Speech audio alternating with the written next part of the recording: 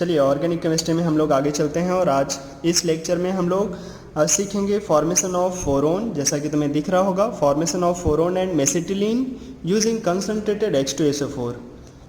हम लोग क्या करेंगे, फॉर्मेशन करेंगे फोरोन का और मेसिटिलीन का। कहाँ से? एसीटोन का यूज़ करके बनाएंगे और एसीटोन का डिहाइड्रेशन कराएंगे कंसंट्रेटेड H2SO4 से।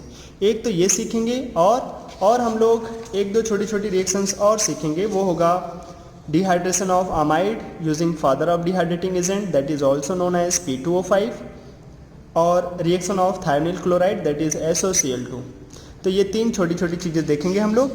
बहुत छोटा सा वीडियो होगा ये, हम लोग देख लेते हैं जल्दी से।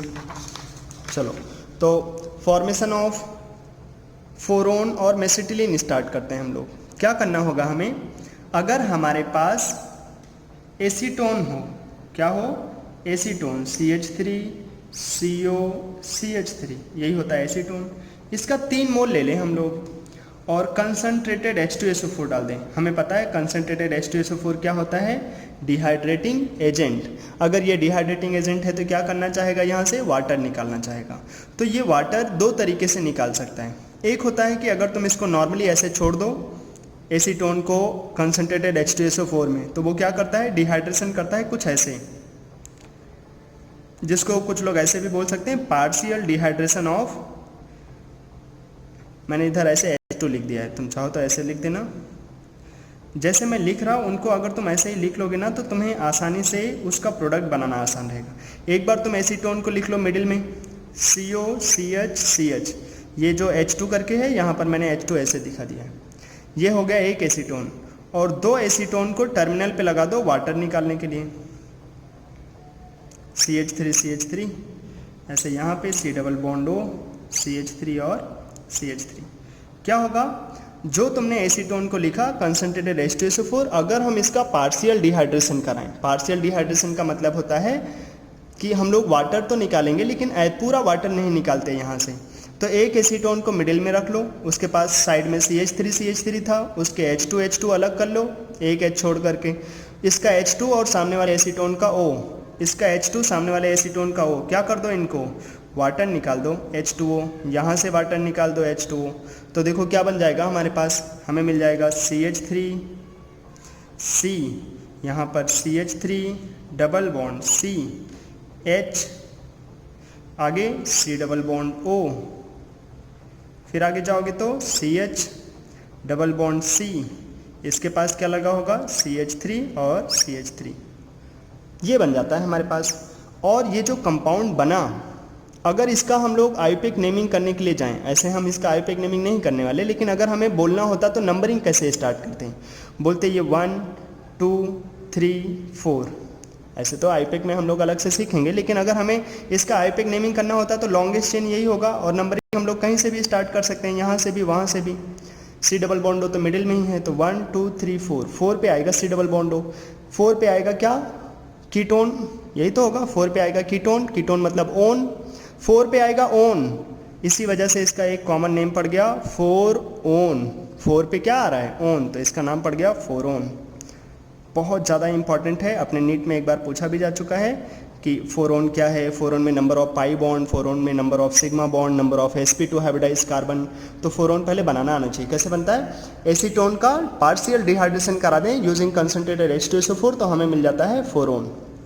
अच्छा, ये तो बन गया फोरोन। इसी को ही अगर मान लो 4 ऑप्शन में फोरोन ना दिया हो तो कभी कभी अगर हम इसी एसीटोन को बहुत टाइम तक कंसंट्रेटेड H2SO4 दे करके रखें और यही 3 मोल को ही, तो ये क्या करते हैं, ये डिहाइड्रेशन ही कराते हैं जैसे पहले डिहाइड्रेशन हुआ। लेकिन पहले डिहाइड्रेशन कैसे हुआ? पार्शियल। एक C double bond O dehydration में नहीं इन्वॉल्व हुआ, केवल 2 C double bond O involve हुए। और अगर हम लोग इनका कंप्लीट डिहाइड्रेशन करा दें, कैसे? देखो, एक कार्बन के पास एक CH3 को बाहर रखो, C डबल बॉन्ड O को एक तरफ, एक CH3 वाले को एक तरफ। CH3 को कैसे लिखना होगा?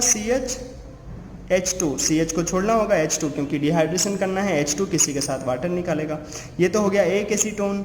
एक बार और ऐसे दिखाओ, H2 जिस कार्बन के साथ लगा होगा उधर CH, और उस कार्बन के पास क्या लगा होगा? C डबल बॉन्ड O और क्या? और हमें इसके पास एक CH3 देना होगा। अच्छा, एक ऐसे और एक कार्बन, इधर C डबल बॉन्ड O, इधर CH और उसका H2 अच्छे से दिखा देना, इधर CH3। तो हमें क्या करना है, बिल्कुल अच्छे से सजा लेना है। CO के सामने H2, H2 किसके पास लगा होगा, CH के, CH किसके पास होगा, कार्बन के, कार्बन के पास क्या होगा, CO, फिर CO के सामने H2, H2 के सामने CH, CH के पास कार्बन, कार्बन के पास CO, फिर CO के सामने H2, ऐसे साइकिल बना लेना होगा। अब अगर हम साइकिल बना लेंगे तो देखो सारे के सारे CO कहाँ जा सकते हैं, डिहाइड्रेशन में, सारे के सारे CO चले जा सकते हैं डिहाइड्रेशन में, वाटर निकालने में जा सकते हैं सारे के सारे CO।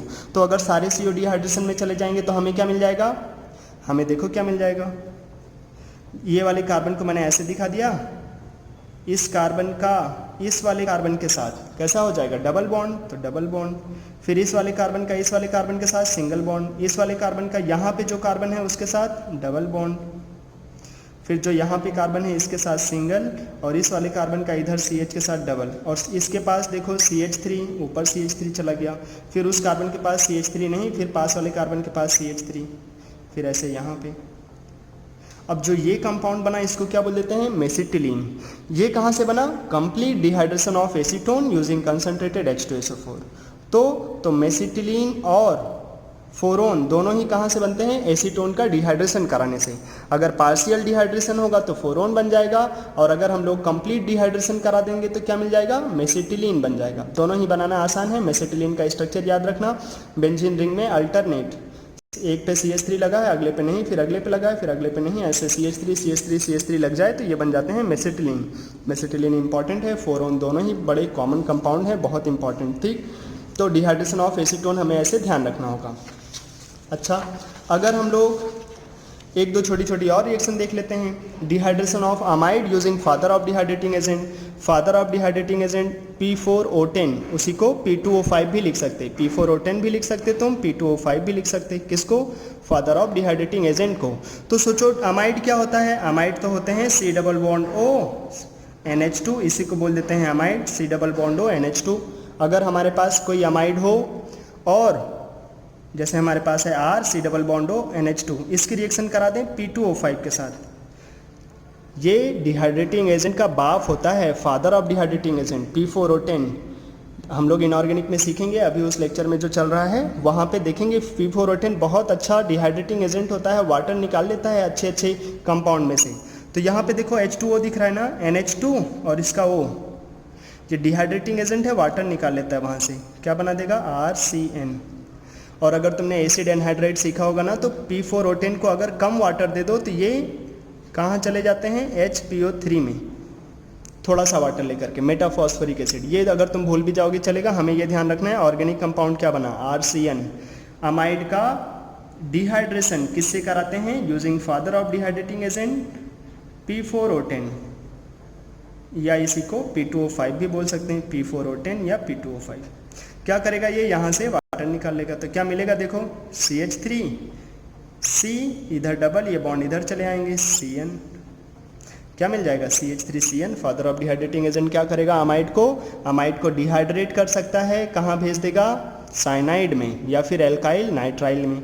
अच्छा, एक और देख लेते हैं हम लोग, क्या, reaction of thionyl chloride. Thionyl chloride क्या होता है, जो सल्फ्यूरस एसिड होता है ना, H double bond O OH oxo acid of sulphur में, जो हम लोगों ने सेकंड ऑक्सो एसिड देखा था। अगर हम इसके OH हटा दें और OH की जगह पे लगा दें सल्फर, सॉरी OH की जगह पे क्या लगा दें, Cl, तो ये बन जाता है thionyl chloride. H double bond O OH की जगह पे Cl, OH की जगह पे Cl, मिल गया थायोनिल। थायोनिल क्लोराइड का काम सिंपल सा है कि अगर किसी कंपाउंड में OH हो, अगर किसी कंपाउंड में OH हो और हम उसकी रिएक्शन करा दें थायोनिल क्लोराइड के साथ, SOCl2 के साथ, तो क्या होगा, OH हट करके वहाँ पे Cl आ जाएगा, OH हट करके वहाँ पे Cl आ जाएगा। और क्या मिलेगा, देखो यहाँ से एक Cl चला गया तो बचा क्या, SOCl, यहाँ से OH निकल गया तो OH निकल गया, तो और क्या मिलेगा, एक तो OH हट करके Cl लग जाएगा, और क्या मिलेगा, और मिलेगा हमें SO2 और HCl, साथ में हमें मिलेगा SO2 और HCl। और ध्यान रखो, वो कंपाउंड चाहे जो हो, एल्कोहल होगा, एसिड होगा, चाहे जो हो, अगर वहाँ पे OH है ना तो OH हटा करके Cl लग जाएगा, बस फिनॉल नहीं होना चाहिए। अगर कोई हमारे पास जैसे ये एसिटिक एसिड दे दें CH3COH और उसकी रिएक्शन हमसे कोई पूछे थायोनिल क्लोराइड के साथ, तो क्या करेंगे, OH हटा के Cl लगा देंगे, हमें मिल जाएगा CH3 C double bond O, OH की जगह पे Cl आ जाएगा। साथ में क्या मिलेगा, ये ध्यान रखो इंपॉर्टेंट है, गैस निकलती है, SO2 भी गैस है और HCl भी गैस है। जब OH हटाओगे Cl लगा दोगे तो OH निकलेगा ना, यहाँ से Cl निकल के वहाँ चला गया तो एक तो बच ही गया होगा, SO बचा होगा, Cl बचा होगा, तो SO2 मिल जाता है और HCl मिल जाता है, तो ये दोनों ही गैसेस हैं। तो थायोनिल क्लोराइड की रिएक्शन आसान है, कहीं पर भी अगर OH होगा तो OH हटा के Cl लगा देना होगा। जैसे हम लोगों ने कभी बचपन में सीखा था PCl5 की रिएक्शन, क्या करते थे, OH हटा के Cl लगा देते थे, सेम तरीके से थायोनिल क्लोराइड है। ठीक, आज के लिए इतना ही रखते हैं हम लोग, बाय।